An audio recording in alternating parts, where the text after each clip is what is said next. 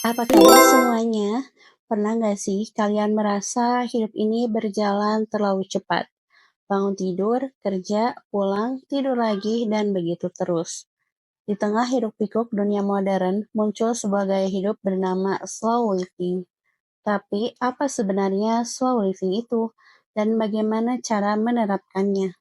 Hari ini kita akan bahas tuntas tentang slow living dan kenapa gaya hidup ini bisa jadi jawaban buat hidup yang lebih tenang dan bermakna. Yang pertama, apa itu slow living?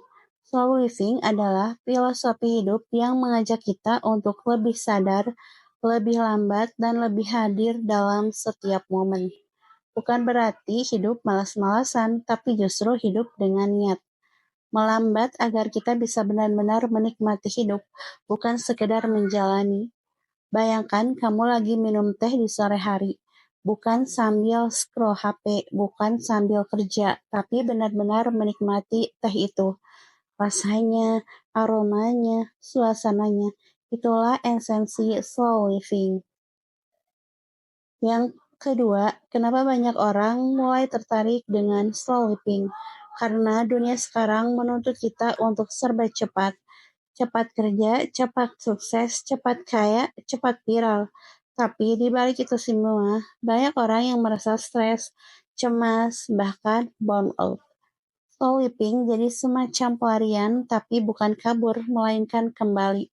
Kembali ke diri sendiri, kembali ke hidup yang tenang dan tidak terburu-buru. Yang ketiga, prinsip-prinsip slow living. Berikut beberapa prinsip utama slow living. Yang pertama, kesadaran penuh atau mindfulness. Hidup dengan sadar, hadir sepenuhnya dalam setiap momen. Misalnya, kita lagi liburan sama anak ke tempat bermain.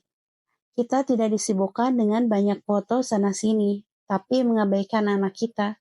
Tapi kita hadir sepenuh hati, main bersama anak, istri atau suami, tertawa bareng, menikmati setiap menit detik dalam liburan itu.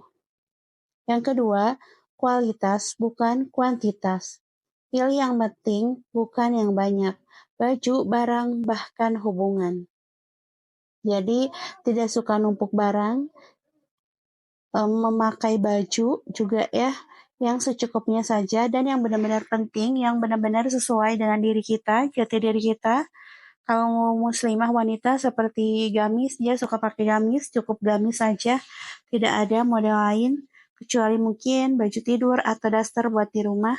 Tapi selain itu dia tidak punya, karena dia tahu apa yang paling penting dalam hidupnya. Yang ketiga, koneksi dengan alam dan sekitar. Menikmati alam, berkebun, jalan santai di taman, bahkan sekedar membuka jendela dan menghirup udara pagi. Hidup yang benar-benar hidup. Hidup yang benar-benar menikmati itu hidup. Yang keempat, hidup sesuai ritme sendiri. Kita nggak harus ikut kecepatan orang lain. Setiap orang punya waktunya sendiri. Setiap orang punya start dan finishnya sendiri. Tidak membanding-bandingkan dengan hidup orang lain, tapi menikmati setiap proses yang dijalani oleh kita sendiri. Yang keempat, contoh cara menerapkan slow living. Mulai dari dengan tenang, tanpa buru-buru, buka HP. Mulai hari dengan tenang tanpa buru-buru buka HP. Kalau dalam muslim, itu bisa bangun, berdoa, terus ambil wudhu, sholat dulu, baca Al-Quran dulu, zikir pagi dulu, lari pagi ya untuk olahraga atau jalan kaki dulu, sarapan, buka HP-nya nanti kalau udah itu semua beres, dan buka HP juga dengan sebuah alasan ya.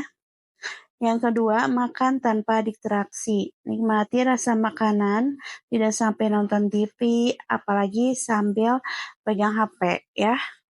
Lebih baik makan yang benar-benar fokus pada makanan. Rasakan manisnya, pedasnya, enaknya makanan itu.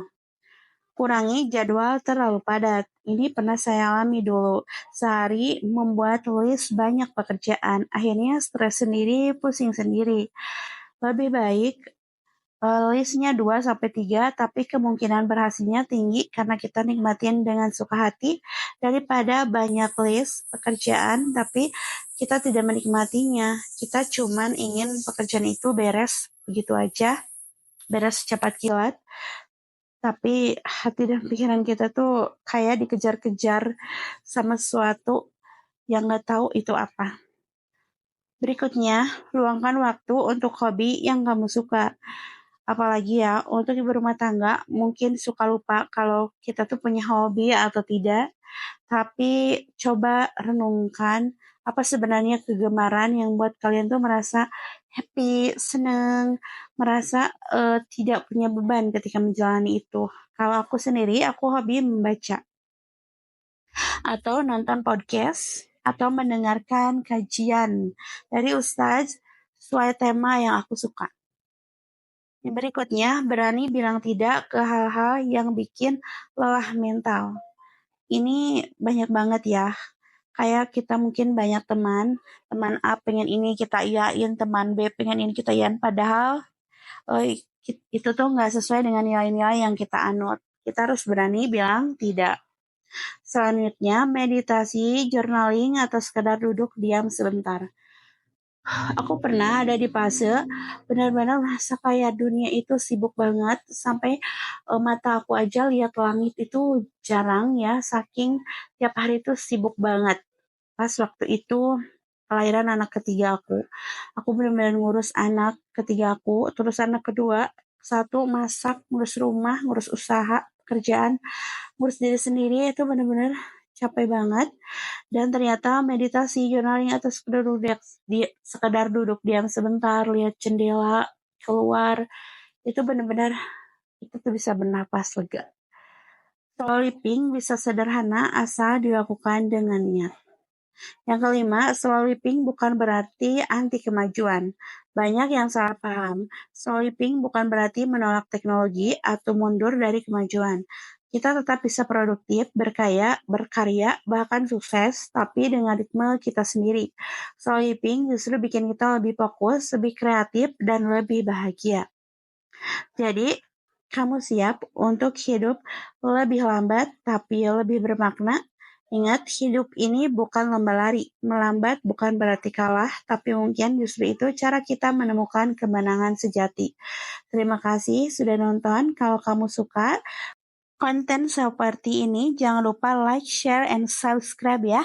Sampai jumpa di video aku berikutnya. Assalamualaikum warahmatullahi wabarakatuh.